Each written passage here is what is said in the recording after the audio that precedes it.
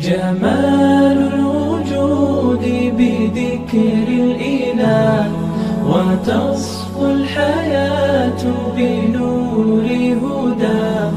جمال الوجود بذكر الإله، وتصفو الحياة بنور هداه.